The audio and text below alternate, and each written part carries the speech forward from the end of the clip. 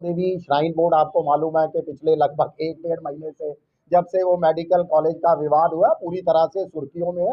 आज भी हमारा जो है श्री माता वैष्णो देवी श्राइन बोर्ड को लेकर ही पत्रकार वार्ता है, मगर हाँ, मुद्दा मेडिकल कॉलेज नहीं है, कुछ अलग है। देखिए, श्राइन बोर्ड का काम है और श्राइन बोर्ड उस काम को बहुत बेहतर तरीके से कर भी रहा है कि श्रद्धालुओं को जो है सुविधाएं देने को लेकर हर संभव प्रयास किए जा रहे हैं।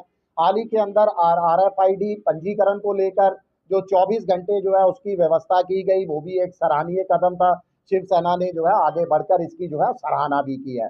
मगर कहीं ना कहीं हमें जो लगातार श्रद्धालुओं से जो शिकायतें मिल रही है, जो आम लोगों से जो है वो शिकायतें मिल रही है, वो है कि व्यवसायीकरण को लेकर जो है श्राइन बोर्ड कहीं ना कहीं अपना ध्यान जो है वहीं पर केंद्रित किए हुए है। और श्रद्धालुओं के लिए लंगर व्यवस्था, निःशुल्क लंगर की सुविधा देने को लेकर लगातार जो है वो हाथ खींच रहा है। मुझे लगता है कि ताराकोट मार्ग पर ही लंगर की व्यवस्था है और कहीं कटरा के मेन मार्ग पर भी नहीं है। और अगर हम जम्मू की बात करें तो जम्मू में भी श्रद्धालु जो है बहुत सारी संख्या के अंदर श्रद्धालु जम्मू आते हैं, जम्मू से होकर फिर कटरा जाते हैं। और यहाँ पर श्राइन बोर्ड के तीन तीन जो है वो धाम भी हैं। रेल हेड के पास सरस्वती धाम है, वैष्णवी धाम है, कालका धाम है, जहाँ पर जो है हजारों सैकड़ों श्रद्धालुओं के रहने के लिए भी जो है व्यवस्था है।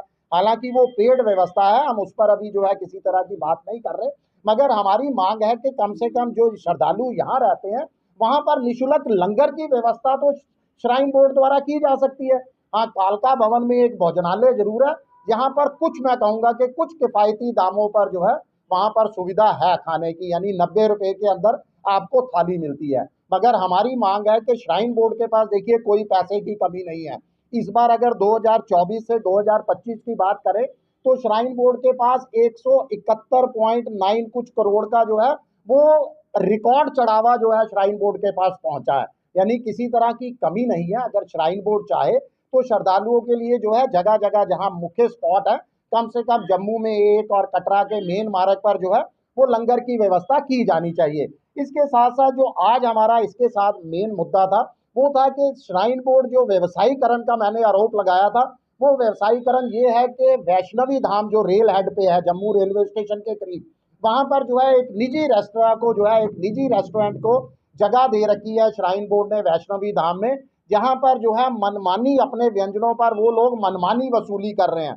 जिसको लेकर हमने श्राइन बोर्ड के CEO के नाम एक ज्ञापन भी सौंपा है, जिसके अंदर मांग की गई है कि इस रेस्टोरेंट पर जो है पूरी तरह से अंकुश लगाया जाए। अगर मैं कुछ व्यंजनों के प्राइस आपको पढ़कर सुनाऊं तो आप लोग भी हैरान हो गए।